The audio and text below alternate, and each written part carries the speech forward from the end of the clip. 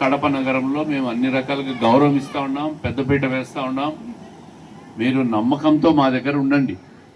ఎవరు కూడా హిందూ నిలబడితే హిందూకు, ముస్లిం నిలబడితే ముస్లింకు, క్రిస్టియన్ నిలబడితే క్రిస్టియన్కు ఓట్లు వేయద్దండి. काम करने वाले को वोट डालो. और एक बार बोल रहे हैं, काम करने वाले को वोट डालो. ఇది గుర్తుపెట్టుకోండి. మీరు పని చేసే వాళ్ళకు, పలికే వాళ్ళకు ఓటేయండి. అందరికీ नमस्कारम, बहुत बहुत शुक्रिया. और कादरी साहब को और एक बार कंग्रेचुलेशंस बोल रहे, मुबारक बोल रहे. Thank you.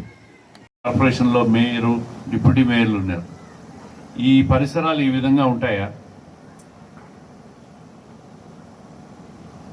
శానిటేషన్ మీద మేము వచ్చి మన కడప, స్వచ్ఛ కడప అని అంతా క్లీన్ చేయించిన పరిస్థితులు కూడా ఉన్నాయి. ఎవరు చేయలే ఇంతకుముందు.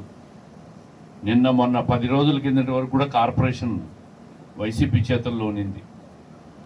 ఏ కార్యక్రమం చేయాలని అడ్డపడుతూ ఉన్నారు. పవర్ కార్పొరేషన్ ఉంది కాబట్టి. ఇప్పుడు కార్పొరేషన్ అయిపోయింది. 3-4 నెలల్లో మళ్ళీ ఎన్నికలు వస్తాయి.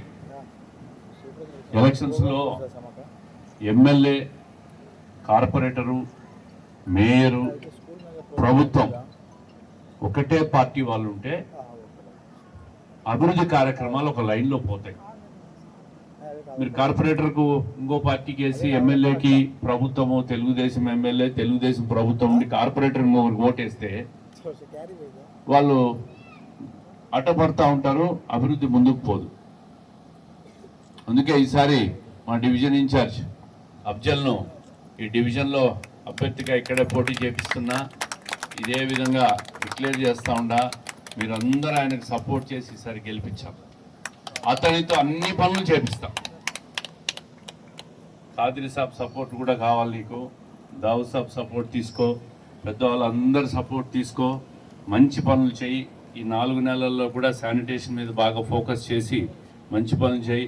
యంగ్స్టరు 10 సంవత్సరాల నుంచి తెలుగుదేశం పార్టీలో మాతో ప్రయాణం చేస్తున్నాడు, కష్టపడుతున్నాడు. అతన్ని మీరు గెలిపియండి. మంచి పనులు చేసి ఈ డివిజన్ అంతా కూడా క్లీన్గా పెట్టే బాధ్యత మాది. ముందు రాజకీయాలు పక్కన పెడితే మంచి పనులు చేయాలి, శాంతి భద్రతలు కాపాడాలి. ఈ 2 సంవత్సరాల్లో కడపలో ఎక్కడైనా గొడవలు జరుగుతున్నాయా? భూ కబ్జాలు ఉన్నాయా? మహిళల మీద దాడులు ఉన్నాయా?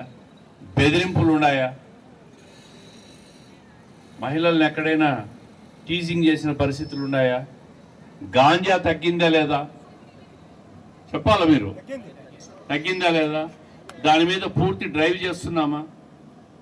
మంచి శాంతి భద్రతలు పెడితే సమాజం బాగుంటుంది, ప్రాంతం అభివృద్ధి చెందాల. ఇన్ని రోజులు కూడా ఈ ఏరియా, రవీంద్రనగర్ ఏరియా అభివృద్ధి జరగలే. ఇప్పుడు మేము బ్రిడ్జిలు కట్టించేస్తే ప్రజలకు దగ్గర తిరిగేదానికి సౌకర్యం వస్తుంది. రవీంద్రనగర్ రోడ్డు కూడా ఇరుకిరుగ్గా ఉంది. అదే ఆ బ్రిడ్జిలు కట్టించేస్తే 2 ట్రాఫిక్ తగ్గుతుంది కదా. ఇది ఆలోచన చేయలేవరు. మేము ఆలోచన చేసినాం, కట్టిస్తూ ఉన్నాం. పని జరుగుతున్న విషయం మీరు అందరూ చూస్తూ ఉన్నారు. చూస్తున్నారా లేదా? జూన్ జూలైకి అంతా కంప్లీట్ చేస్తాం. వర్షాకాలం లోపల ఆ బ్రిడ్జిలు కంప్లీట్ చేస్తాం. ఇకపోతే ఇప్పుడే షుబ్లీ సాబ్ చెప్తా ఉన్నాడు, బీజేపీతో పొత్తు ఉంటే నాకు పూర్తిగా హిందీ, ఉర్దూ అర్థం కాదు, కొంత అర్థమైంది కాబట్టి చెప్తా ఉండా. బీజేపీతో పొత్తు ఉంటే మనకు ప్రమాదం. ఈ 2 సంవత్సరాలుగా రాష్ట్ర ప్రభుత్వం, మా పార్టీ బీజేపీతో పొత్తుంది. మీకు ఏమైనా జరిగిందా? 2014 నుంచి 18 వరకు అప్పుడేమన్నా మీకు నష్టం జరిగిందా? ఇప్పుడు ఈ 2 సంవత్సరాలు ఏమైనా జరుగుతూ ఉందా? ఈ రాష్ట్రంలో తెలుగుదేశం ప్రభుత్వం, చంద్రబాబు నాయుడు గారి ప్రభుత్వం, ఆయన అధినేత కేంద్రం నుంచి నిధులు తీసుకురావాలా, రాష్ట్రాన్ని అభివృద్ధి చేయాలా, రాష్ట్రం ముందుకు తీసుకుపోవాలంటే కేంద్ర ప్రభుత్వ సహకారం అవసరం. సహకారం తీసుకుంటున్నాం, అక్కడ వాళ్ళకి కావాల్సిన మద్దతు ఇస్తున్నాం తప్ప ముస్లింల మనోభావాలు, ముస్లింలకు నష్టం జరిగే కార్యక్రమం ఏదీ జరగడం లేదు. నేను ఎన్నికల సందర్భంలో చెప్పిన, ఎలక్షన్స్ అప్పుడు కూడా ఏ పార్టీతో పొత్తు ఉండేది మీకు అనవసరం.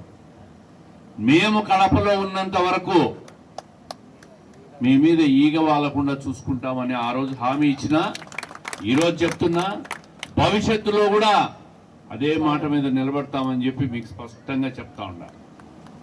ఏ అవసరం వచ్చినా మేము ఉన్నాం, ఏ కష్టం వచ్చినా ఉన్నాం.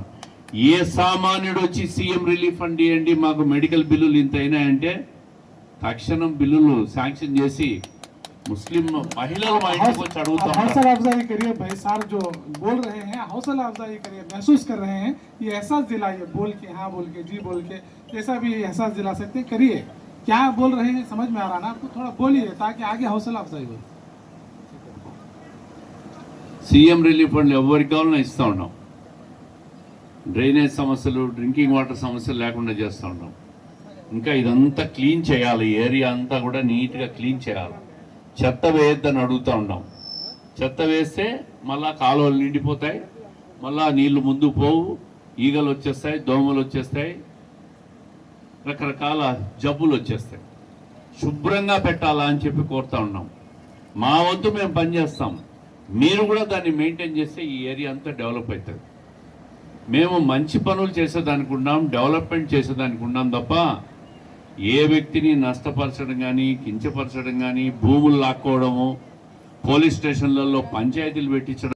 और वो भाई मेरा काम नहीं करता है और बाहर वाला कोई और है वो काम करता है, तो काम की जगह पर भाई की जरूरत है या काम करने वाले की जरूरत रहेगी? किसकी जरूरत? काम करने वाले की जरूरत है। तो सियासत के अंदर, पॉलिटिक्स के अंदर सर्विस देने वाले की जरूरत है, ना कि मेरा भाई किसी और का भाई। अपना तेरा यहाँ वही होता है जो सर्विस देता है, जो सर्विस प्रोवाइडर है वही अपना है, जो सर्विस नहीं देता है वो अपना नहीं है, चाहे वो कितना भी हमारा अपना करीबी क्यों ना हो।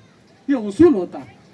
और दूसरे नंबर पर सर ये बोले कि हमको 10 साल चाहिए और हम अपनी सर्विस रोजाना बढ़ाते जाएंगे, अपनी सर्विस रोजाना बढ़ाते जाएंगे। ये सारी चीजों को जोड़ के सर्विस और खिदमत होती है। तो अब इन्होंने वादा किया हमारे श्रीनिवास रेड्डी साहब ने कि आप हमें वक्त देते जाइए, हम आपकी खिदमत में इजाफा करते जाएंगे। तो अब इसमें हमको देखने की ये जरूरत है कि इन्होंने क्या अब तक का जो वक्फा है 2 साल का, खिदमत किया है या नहीं किया है, खिदमत किया है या नहीं किया है। तो मैं चंद बातें आप हजरात के सामने बताऊंगा जो मेरे इल्म में है, तो आप इसके बाद फैसला करेंगे कि खिदमत किए हैं। अगर खिदमत किए हैं तो फिर हमको उनका साथ देना पड़ेगा, अगर नहीं किए हैं तो फिर छोड़ देना चाहिए। तो मैं समझता हूं कि ये खिदमत कर रहे हैं 2 साल के अरसे के अंदर। और इन्होंने क्या खिदमत की है? 2014 से 19 का जो वक्फा था, उस वक्फे के अंदर इनकी जो खिदमत रही हैं, जब एमएलए नहीं थे, सिर्फ इंचार्ज थे यहाँ पर, तो उस वक्त टीडीपी गवर्नमेंट जब थी तो अपने इख्तिदार को इस्तेमाल करते हुए इन्होंने क्या किया, श्रीनिवास रेड्डी साहब ने हज हाउस हम कर सक रहे हैं, नहीं कर सक रहे हैं, गफलतें कितनी है, क्या हुआ, वो एक अलग मौजू है, और उसे कितना डेवलप करना चाहिए, क्या कर सकते हैं, ये एक अलग मौजू है। लेकिन एक अच्छी नीयत के साथ उस हज हाउस के लिए जगह अलाट कराने में श्रीनिवास रेड्डी साहब ने अपना किरदार अदा किया। अगर ये चीज़ इम्प्लीमेंटेशन अगर हो जाता है इस चीज़ का, यहाँ एयरपोर्ट और फिर उसके बाद जो है हज हाउस, ये कितनी खूबसूरत चीज़ कड़पे वालों के लिए, सिर्फ माइनॉरिटीज़ के लिए नहीं, माइनॉरिटीज़ के लिए तो खास है, और पूरे कड़पे के लिए कितनी खूबसूरत चीज़ होगी कि हज हाउस होगा, हाजी यहाँ से जाएंगे और फिर वहाँ एयरपोर्ट होगा, कितना खूबसूरत। अच्छी नीयत के साथ इसे अलाट कराया, लाया, मेहनतें की हैं। फिर उसके बाद इनकी क्या खिदमत रही 2014 से 19 तक, माइनॉरिटी हॉस्टल्स और ITI जो भी है जितने हैं रायचोटी के अंदर, पदोटूर के अंदर, उसे सैंक्शन कराने के अंदर जो है ना आप मेहनत करके आपने किरदार अदा किया। माइनॉरिटीज़ के, ये जनरल नहीं बोल रहा हूँ, माइनॉरिटीज़ के जो है ना वो हॉस्टल्स लाने के अंदर जो है ना इन्होंने अपना किरदार अदा किया। फिर उसके बाद रविंद्र नगर की ब्रिज मुतालिक मैं बात कर रहा हूँ और आप लोग मेरी तारीफ कर रहे हैं। यही हमारा खूबसूरत हिंदुस्तान था, खूबसूरत हिंदुस्तान है और इंशाल्लाह खूबसूरत हिंदुस्तान रहेगा। इस मिट्टी की तासीर, इस मिट्टी का तकाजा यही है कि हम आपस के अंदर एक दूसरे को मिलकर चलें, हम आपस के अंदर एक दूसरे का हाथ बढ़ाकर चलें। यहाँ मजहब की बुनियाद पर हम आपसी ताउन को नहीं भूलते, यहाँ मजहब की बुनियाद पर हम एक दूसरे के दरमियान तफरीक नहीं करते, यहाँ पर हमारा मजहब हम उस पर अमल करते हैं, खुशी के साथ किसी और की मुदाखलत बर्दाश्त नहीं करते। लेकिन किसी और मजहब वाले को उसके मजहब की वजह से हम सियासत के अंदर टांगे भी नहीं खींचते। और हमारा यही म्यार रहा है और हिंदुस्तान की तारीख गवाह है कि अगर हम माजी के अंदर देखेंगे, तारीख के अंदर झांक कर अगर देखेंगे तो अकबर जो थे, बादशाह अकबर, उनका आपको पता है मिलिट्री का जो सेनापति था कौन था पता है? मुसलमान था। बादशाह मुसलमान थे तो सेनापति भी मुसलमान होगा? नहीं। कौन थे वहां पर? राजा मान सिंह उनके जो है ना मिलिट्री के कमांडर थे, कमांडर इन चीफ थे। ये हिंदुस्तान वहां नजर आता।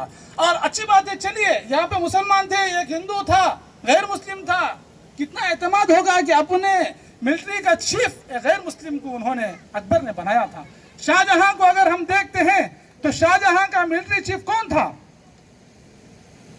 राजा जसवंत थे, और उसके बाद आकर ना राजा राय सिंह थे। ये दोनों उनके बाएतमाद साथी। अच्छा, मुसलमानों ने गैर मुस्लिमों के साथ मोहब्बत की और हिंदुओं ने गैर मुस्लिमों ने मुसलमान के साथ मोहब्बत नहीं की, ऐसा नहीं है।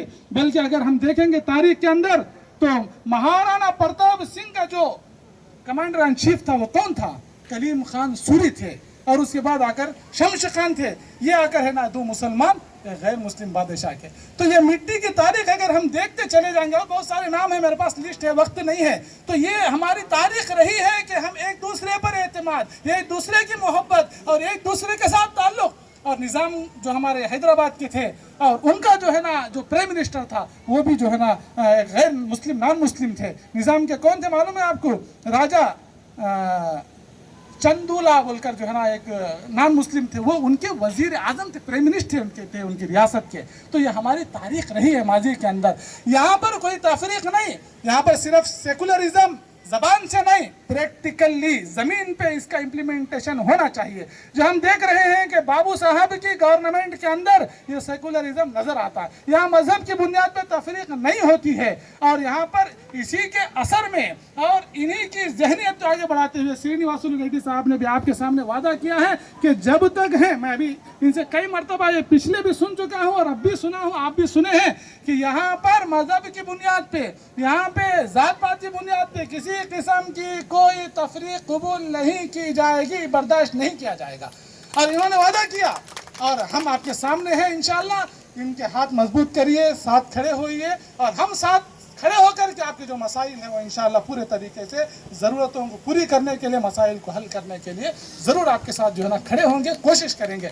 तो अल्हम्दुलिल्लाह, मैं इसी छोटे से तारुफ के बाद अपनी तकरीर को मुख्तसर करने के गर्ज से मैं हमारे जनाब फारूक शिबली साहब जो उर्दू अकेडमी के चेयरमैन हैं, वालहाना हमारा उनके साथ ताल्लुक़ था, है और रहेगा इंशाल्लाह। तो इनके भी अपनी खिदमत हैं, हर वक्त अक्सर इनका सुबह और शाम, रात दिन इस चीज़ के लिए गुजर जाते हैं कि हिंदुस्तान के अंदर भाईचारा, भाईचारा, भाईचारा, आपसी मोहब्बत, आपसी मोहब्बत। तो ये इसी का वजीफा पढ़ते रहते हैं, सुबह शाम इसी के लिए काम करते रहते हैं। और चंद्रबाबू नायडू साहब भी इनको रिकग्नाइजेशन इसलिए देते हैं कि ये ऐसी जहनियत सेकुलर रखते हैं।